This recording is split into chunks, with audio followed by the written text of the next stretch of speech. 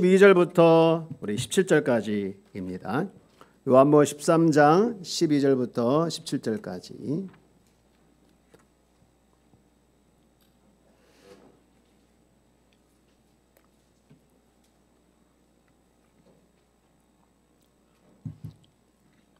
우리 찾았으면은 신약성경 170페이지가 되지요. 우리 같이 함께 합독을 하도록 할까요? 요한복음 13장 12절부터 17절까지 말씀입니다. 시작.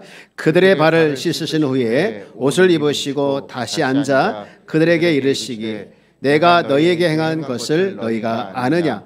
너희가 나를 선생이라 또는 주라 하니 너희 말이 옳도다. 내가 그러하다. 내가 주와 또는 선생이 되어 너희 발을 씻었으니 너희도 서로 발을 씻어주는 것이 옳으니라. 내가 너에게 행한 것 같이 너희도 행하게 하려 하여 볼을 보였노라.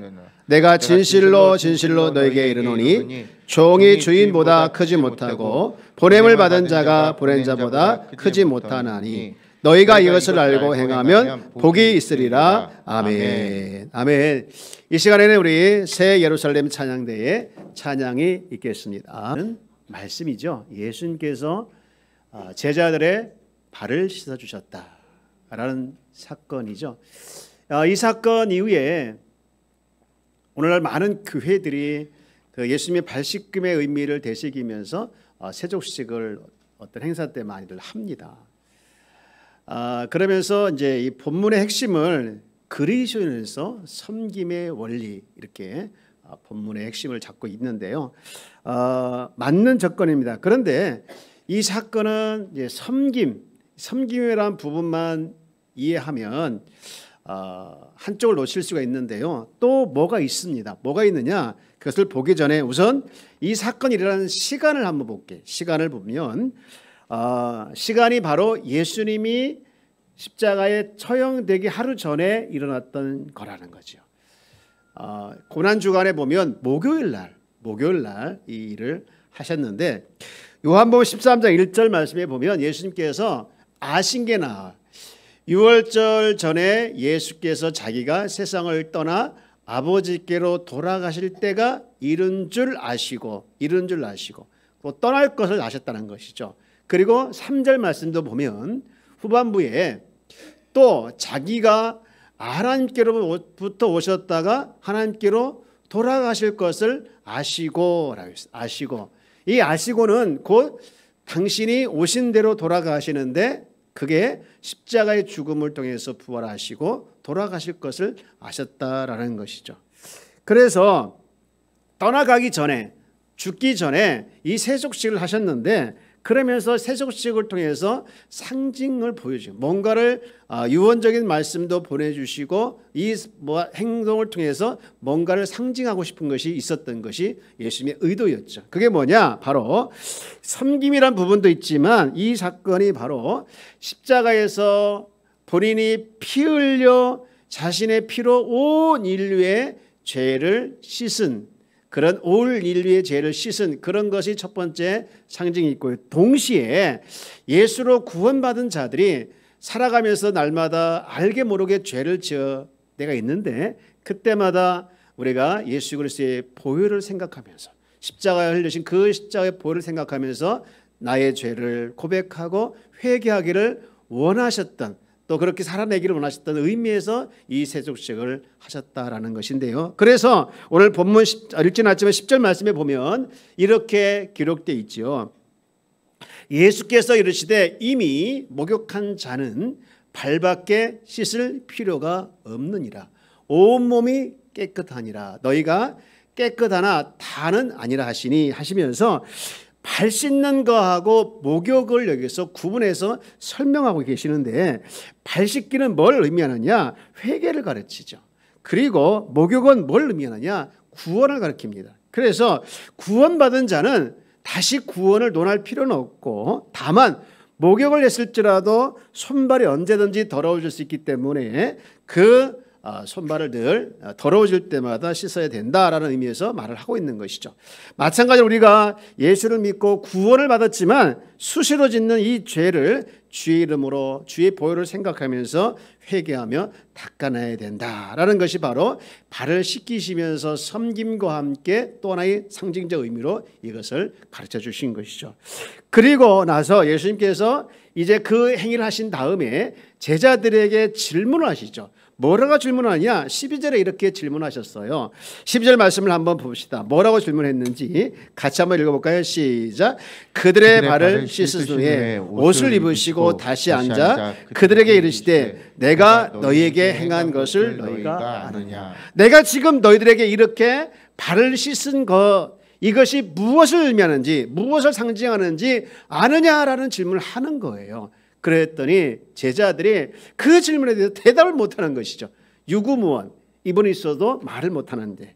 그래서 예수님께서 아마 그 뒤에 설명을 하기 전에 이 예수님이 그들에게 질문하셨을 때 제자들의 반응이 답은 못하고 입은 다물면서 아마 제가 생각할 때 두 가지 반응을 보였지 않았을까 생각하는데, 첫 번째 반응은요, 굉장히 당황했다라는 것이죠. 굉장히 당황했다. 왜?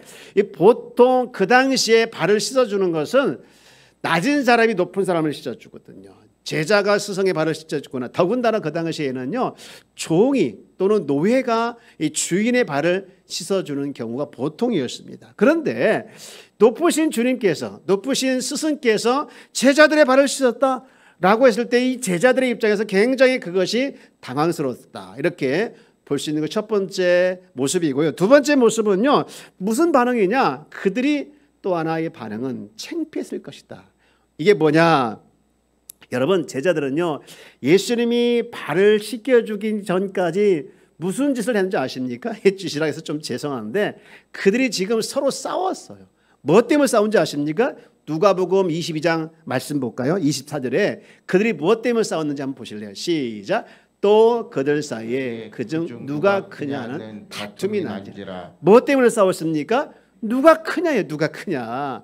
누가 크냐. 예수님 입장에서 봤을 때 그들은 도토리 키재기야. 아무도 큰 사람이 없어요. 그 사람이 큰 사람이고 똑같은 사람들인데 누가 크냐 이거예요. 누가 크냐.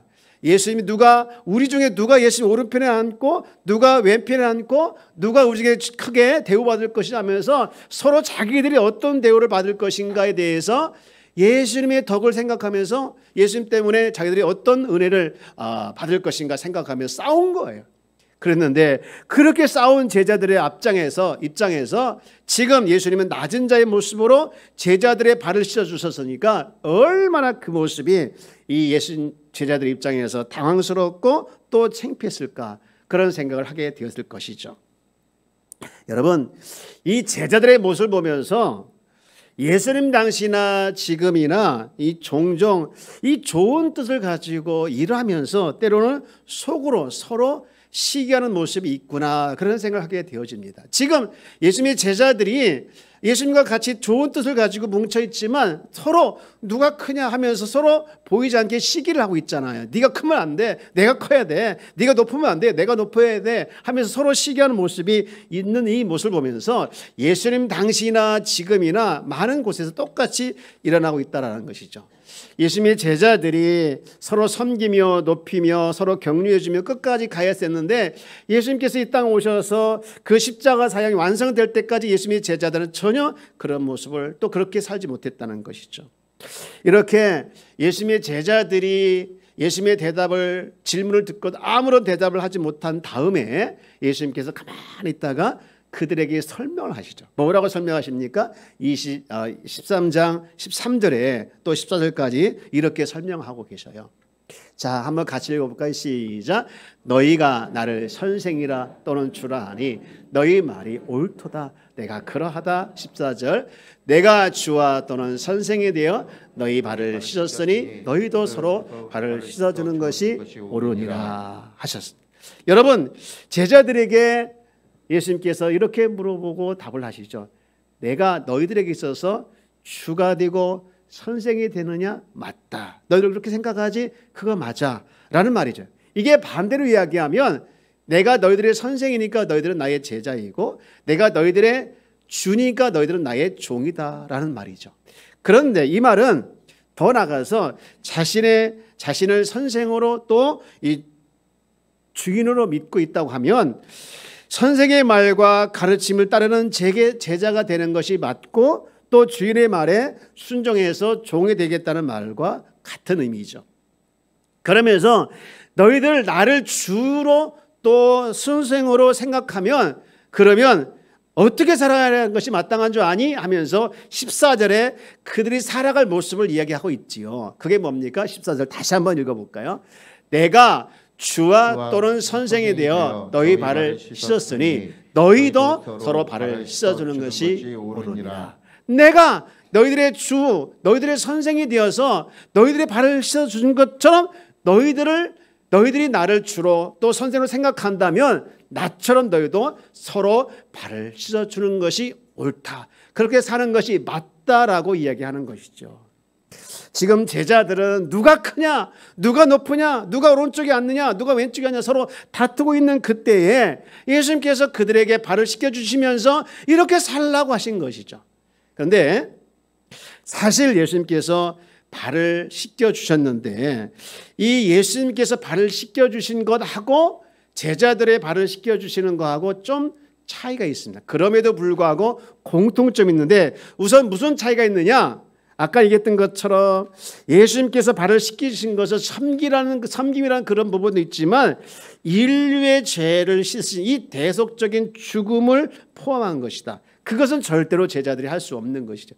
그러나 제자들이 발을 씻겨주신 예수님의 모습과 제자들이 또 서로 발을 씻어주는 그것에서 공통점은 뭐냐? 바로 사랑의 섬김이란 부분은 공통점이라는 것이죠. 예수님은 이렇게 말씀을 하시면서 제자들에게 부예산을 쭉 하시면서 이렇게 말씀하셨죠. 너희들 나의 발을 씻어달라 라고 하지 않았어요. 만약에 너희들 나의 발을 씻어줘 라고 말을 했으면 제자들은 예 알았어요 서로 발을 씻어 줬을 거예요. 왜요? 서로 높고 자겠으니까, 서로 크고 자겠으니까, 서로 발을 씻어주면서 그것에 이제 좋은 이미지를 심어줘가 서로 이게 덕을 보려고 했을 거예요. 그러나 예수님은 절대로 그렇게 하지 않았고 내가 너희들의 발을 씻어준 것처럼 너희는 서로 발을 씻어주라 그렇게 말을 하신 것이죠. 그러면서 이것이 옳다라고 말씀하고 있어요. 옳다라고 하는 것은 마땅하다 그런 말이에요. 여러분 사실 예수님의 제자들뿐만 아니라 오늘 우리도 마찬가지로 예수님을 주로 섬기고 있지요. 주를 모시고 살아가고 있는데 사실 스승 되신 예수님한테 스승 되신 예수님뿐만 아니라 주 되신 주님 앞에 우리는 다 빚진 자입니다. 빚진 자예요. 그런데 그 주님은 그 너희들 나한테 빚졌지 하면서 빚을 갚아 하지 마시고 이렇게 말씀하신 게 아니라 그 빚을 다른 사람들에게 갚으라고 말씀하세요. 다른 사람들에게. 여러분 그래서 바울은 이런 고백을 해요. 멋있는 고백인데 이런 뭐라고 고백하는지 한번 볼까요? 로마서 1장 14절에 이렇게 고백을 하죠. 헬라인이나 야만인이나 지혜 있는 자나 어리석은 자에게 다 내가 무슨 자라고 고백하고 있습니까? 빚진 자라. 예수님께서 말씀하신 그 빚을 지금 바울의 입장에서 내가 예수님께 담당해야 할 그 빚이 아니라 다른 사람의 감당해야 될 빚이라고 소개하고 있는 것이죠. 얼마 전에 철로역정에 나와 있는 천국과 지옥에 대한 이야기를 한번 소개했던 적이 있지요.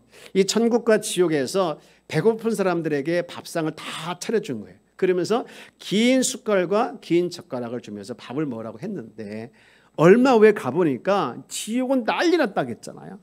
이 밥을 먹겠다고 숟가락에서 이렇게 딱 떠가지고 가서 먹는데 가는 중에 다 흘려서 아무도 못 먹고 그냥 짜증이 나니까 서로 소리 지르고 난리가 나오는 거예요. 밥을 떠서 자기한테 가려고 하는데 길어서 오지를 못하고 그냥 턱 거기 다른 데 가가지고 떨어지고 아무도 못 먹어서 정말 난리 났다고 하죠. 그런데 지옥은 그랬는데 천국은 어떤 곳이었습니까? 천국은요 밥을 떠서 자기한테 오는 것이 아니라 밥을 떠서 누구한테 주는 겁니까? 상대방에게 먹어주고 또 상대방도 그거 얻어먹었으니까 또 이렇게 나한테 주고 그러면서 맛있게 밥을 먹고 호호하하 웃으면서 행복하게 지내고 있는 것이 천국의 모습이었다라는 것이죠. 여러분 발을 씻겨주는 것, 서로 발을 씻겨주는 모습이 바로 천국의 모습과 똑같다 생각을 하게 되어집니다.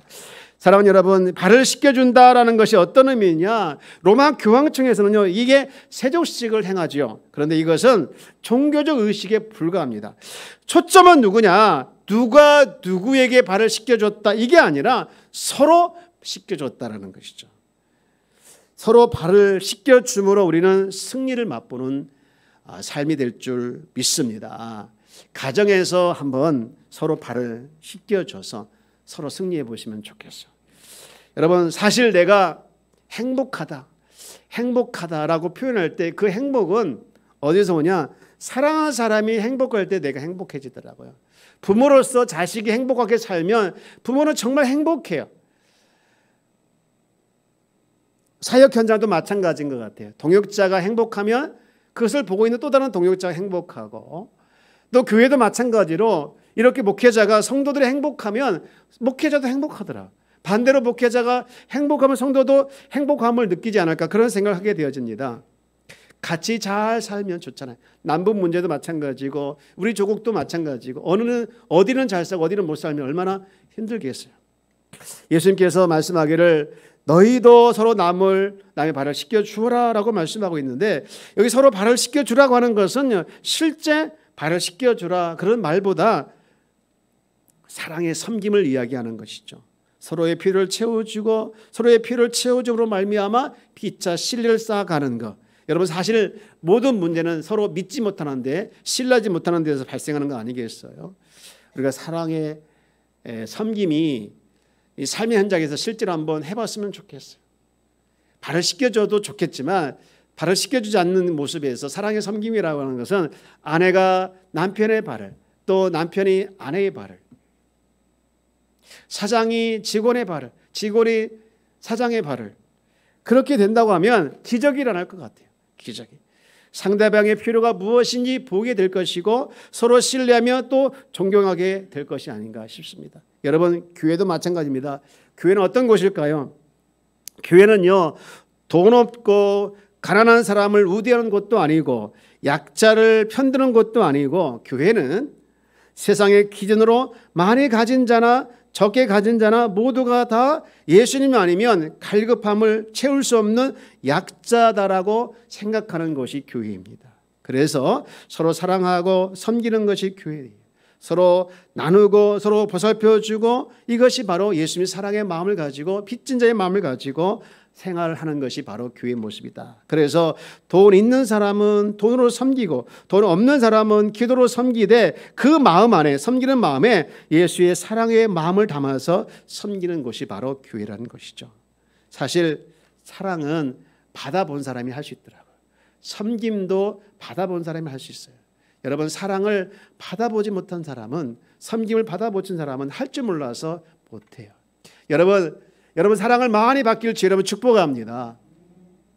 예수의 사랑을 많이 받길 주 여러분 축복합니다. 하나님의 사랑을 충만하게 받길 주 여러분 축복합니다. 사랑에 욕심을 내십시오. 사랑받고 싶어요. 해보십시오.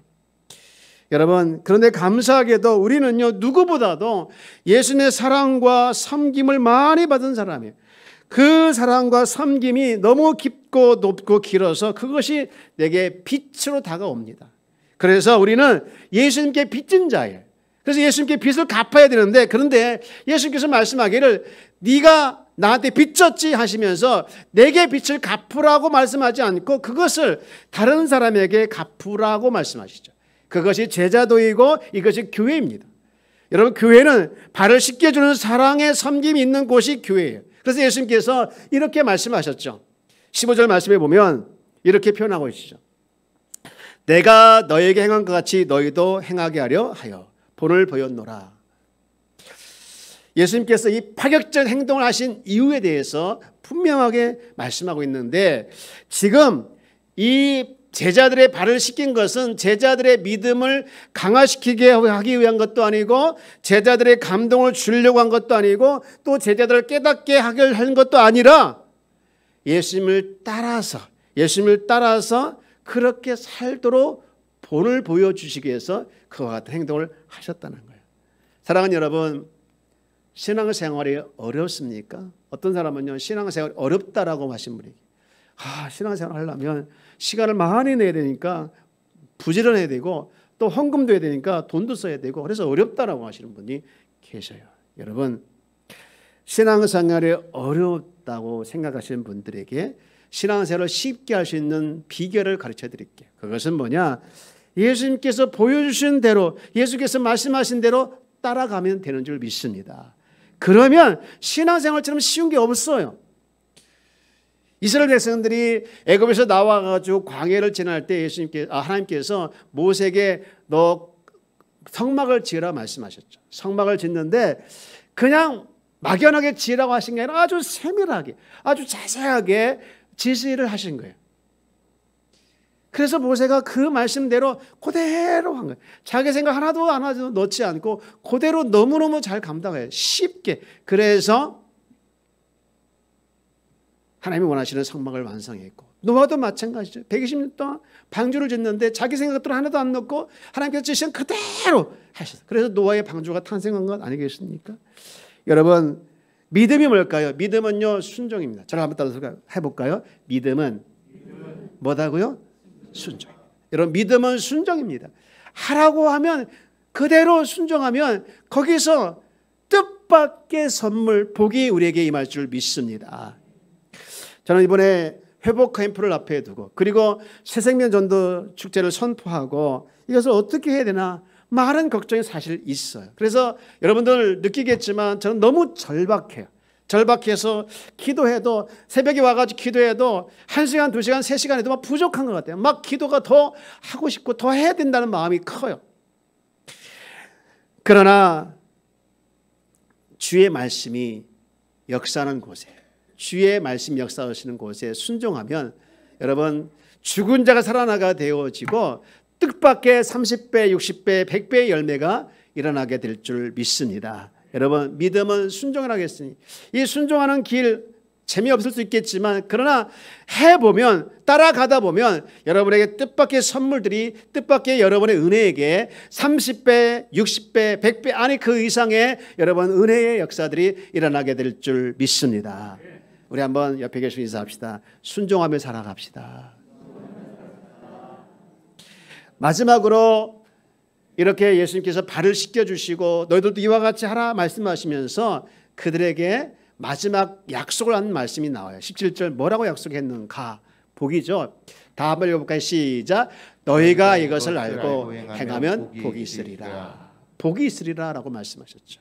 근데 이 말씀 한 구절에 복보다 더 강조한 부분이 뭐냐? 행함이에요. 무조건 믿고 따라 해봐. 무조건 믿고 한번 해봐. 섬겨봐. 사랑의 섬김을 네 가정에서, 네 공동체에서, 네 교회에서 한번 해봐. 그러면 복은 당연히 와. 당연히 와. 이 말씀이에요. 복이 강조된 것이 아니라 그 앞에 있는 행함이 더 강조된 것이죠. 제가 이 말씀 쭉 묵상하면서 제자들의 입장을 한번 생각해 보았어요. 제자들 아까 얘기했던 것처럼 서로 한번 예수님 때문에 덕점 보려고 했죠. 가장 노골적인 사람이 누구냐냐? 가룟 유다였잖아요. 예수님을 이용해서 민족의 해방을 한번 원했는데 안 되니까 예수님을 팔아 넘겼잖아요. 제자들도 마찬가지로 예수님을 추종하면서 한번 덕을 보고 싶은 마음이 컸어요. 그런데 그들이 어떤 사람이 보통이 아니잖아요. 예수님이 제자, 메시아와 구원자이고 그분의 12 제자가 됐다는 것은 특별한 선택 아니겠습니까? 그래서 예수님의 덕을 많이 보고 싶은 마음이 솔직히 있었을 거예요. 그런데 그들에게 내가 너희들에게 발을 씻어준 것처럼 너희들도 발을 씻어줘봐. 이건 노예하는 일인데 그것을 명령받았을 때 예 알겠습니까? 쉽게 순종했을까 생각이 들어요. 그만큼 남을 섬기고 그만큼 남을 위해서 대접한다는 것이 쉬운 일이 아닙니다. 여러분, 사랑으로 남을 섬기는 일이 쉽지가 않아요. 아까도 얘기했지만 사랑 받아본 사람이, 섬김을 받아본 사람이 할 수 있는 거예요. 그래서 이 자기 세계로 꽉 찬 사람은요 섬기기가 쉽지가 않아요. 그리고 오만한 사람이나 이런 사람들은요 늘 자기만 섬겨달라고 하지 남을 섬기는 게 쉽지가 않습니다. 그러나 우리 주님은요 뭐라고 하십니까? 내가 이 땅에 온 목적이 뭔지 아냐 하시면서 기가 막힌 말씀을 했는데 내가 섬기려고 온 것이 아니다. 섬김을 받으려고 온 거야. 나는 당연히 섬김을 받을 만한 존재야 라고 이야기할 수 있었지만 그분은 섬김을 받으러 온 것이 아니라 섬기려 오셨다라고 말씀했죠. 마가복음 10장 45절에 그렇게 말씀하셨죠. 그러면서 그 앞에 보면 우리에게 이렇게 약속을 했죠. 우리 43절 44절 같이 한번 읽어볼까요? 시작. 너희 중에 그렇지 않을지니 너희 중에 누구든지 크고 작은 자는 너희를 섬기는 자가 되고 44절 너희 중에 누구든지 으뜸이 되고자 하는 자는 모든 사람의 종이 되어야 하리라. 세상의 원리와 주님의 원리는 다른 거예요. 세상에는 넓은 길로 가라. 세상에는 섬기지 말라, 섬김을 받아라 이렇게 외치고 선포하고 있지만 주님은 아니야. 네가 으뜸이 되고 싶으냐, 네가 높아지고 싶으냐, 그러면 섬기는 자가 되고 모든 사람의 종이 되라라고 말씀하고 있죠. 그게 우리 삶에 있어서 믿음 삶에 있어서 인간다움을 누린다라는 하늘나라의 복을 설명하고 있는 것이죠. 여러분 이 말씀을 믿고 우리가 실천한다면 우리 교회는 또 우리 가정은 우리 공동체는 살아나는 기적이 일어나게 될 줄 믿습니다. 나를 섬겨라, 나를 섬기면 내가 너를 섬겨주겠다 give and take가 아니라 사랑에 섬겼을 때 알 수 없는 나는 당신 덕분에 삽니다. 이런 감사가 넘칠 줄 믿습니다. 이제 말씀 마치고자 합니다. 우리 주님이 발을 씻기신 것은 인류 구를 위한 죄 씻음이었고 또 우리가 날마다 쌓이는 이 죄를 주의 보혈로 생각하면서 회개하는 모습을 회복하기를 원하셨던 것이죠. 뿐만 아니라 돈으로 계산할 수 없는 이 주의 사랑과 섬김을 받은 빚진 자로서 이 빚을 다른 사람에게 섬김을 통해서 사랑을 통해서 빚을 갚으라 하신 것이죠. 이런 섬김이 있고 사랑이 있는 우리 공동체, 가정 또 교회가 될 때 살아나는 귀한 역사가 일어나게 될 줄 믿습니다. 이런 역사가 일어나기를 주의 이름으로 축복합니다. 우리 말씀을 생각하면서 오늘